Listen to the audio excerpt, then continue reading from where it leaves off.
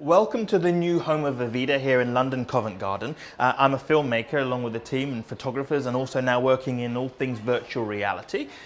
The question that came in was, should you ever work for free?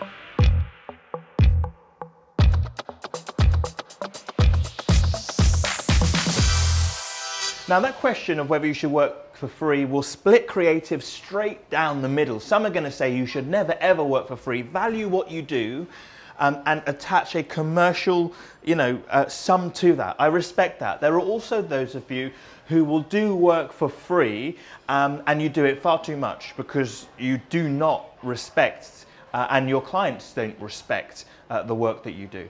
However, I think strategically there is a place for working for free as long as there's something that you get out of it.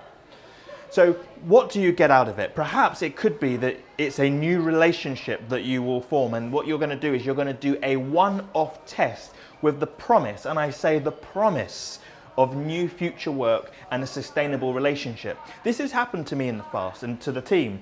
We work with a large multinational, humongous multinational, but our first job for them was free.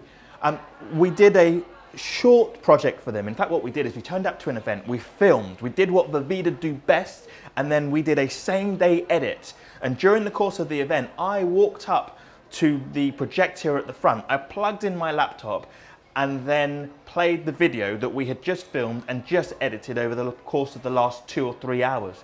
Now, what that did is that totally boosted our reputation as a brand with that multinational and also to that audience. And what that led to was future work that was a good budget. And then the next project was an awesome budget. They would not have trusted us as a small organization at the time with the portfolio that we had without us demonstrating what we were capable of. So it was almost like a little taster, before they would partake of a main meal.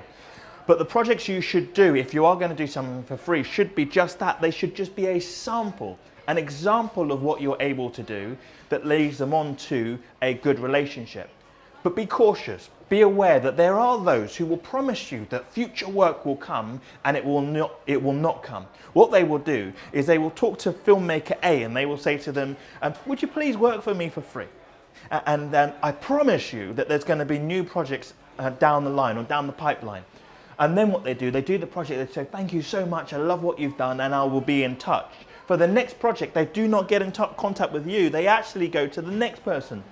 And they say, hey, would you mind working for free with the promise of new work? And their whole model is sustained on that false pretense. And I totally disrespect that. So make sure you're aware that there are those cheapskate type of companies out there that will do that. What I try to do is I try to view myself almost like an investor, and I advise you to do exactly the same thing. Look at your time, look at your resources, and work out if you're going to put your effort into something that's free, what will you get out of it?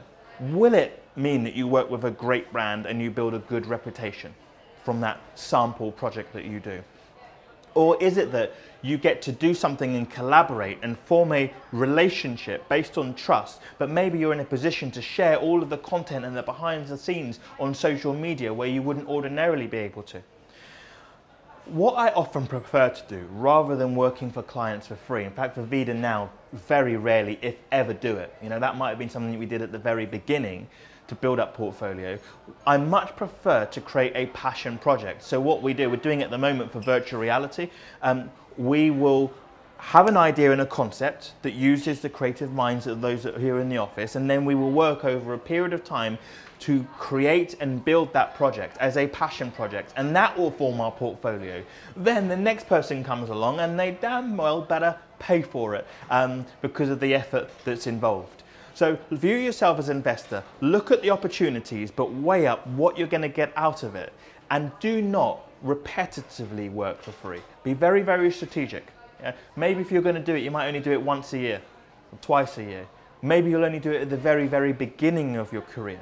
So in short, my answer is avoid working for free as much as possible. Respect the craft and the learning that you've done, but strategically, you may decide to do so.